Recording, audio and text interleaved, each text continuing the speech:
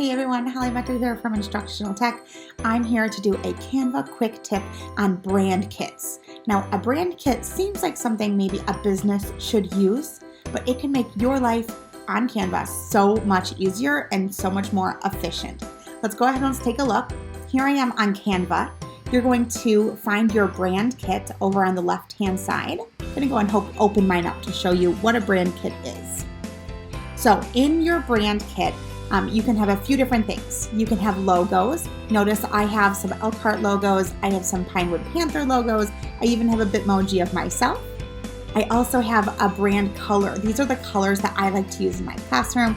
I like those bright colors, but sometimes when they put onto student work, it's a little bit too bright. So I chose some more muted colors. And then I also chose some fonts that I like to consistently use. So I put in a font for my heading, my subheading, and then the body. Let's go into a template just to see what that looks like. All right, so here it is, it's loaded. It has the fonts that the previous creator used, which isn't exactly the fonts that I would have chosen. So I'm gonna go ahead and I'm gonna do some adjusting of those fonts. If I head down to Style, and I open up the Style option, notice here is my heading font, and here's my other subheader font. I'm just going to click that, and you'll notice instantly all of those fonts change. I also can then click my colors here, and it'll adjust every font, every color on there to be a part of my colors that I've selected. So this may or may not work for every assignment. I don't really love these colors on this assignment. I'm gonna go and scroll down and just kind of play around with some other people's colors. I'm looking for one that maybe doesn't have such a variety. Oh, maybe this one. I like that a lot more. And so you can choose other people's styles as well. And then the last thing to show you are those logos that we put in. So if I scroll down, here's my logos.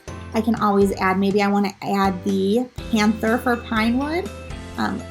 Make sure I'm grabbing the right thing. There we go.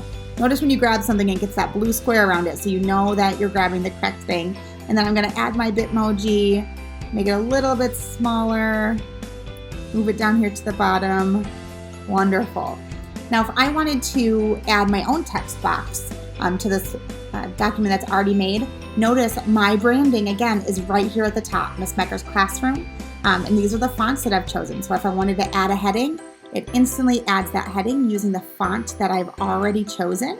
So I could add that and I could put that anywhere on my document, and it already has the correct font.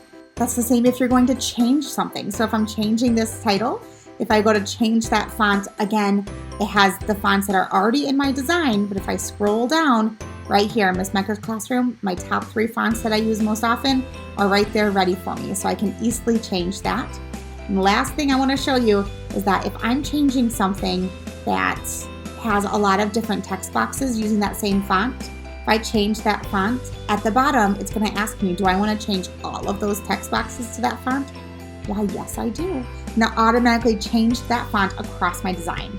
So my brand kit saves me so much time when I'm trying to edit something that someone has already created, or when I'm creating my own products on Canva.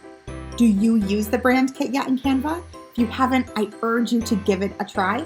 Let us know how you use it in the comments below. Be sure to like and subscribe to our video, and we'll see you next time.